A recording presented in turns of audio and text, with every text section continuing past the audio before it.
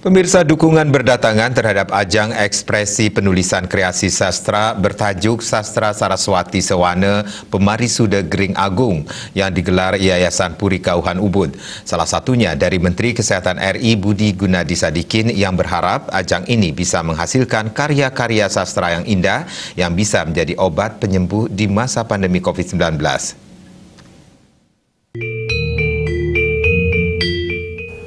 Om Swastiastu.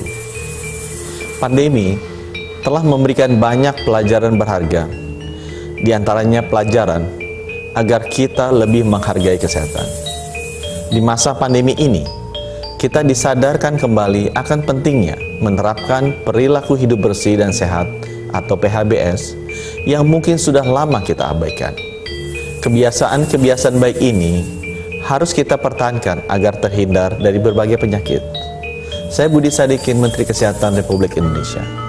Saya sangat mendukung ajang penulisan sastra, Sastra Saraswati Sewana, yang diselenggarakan oleh Yayasan Puri Kauhan Ubud.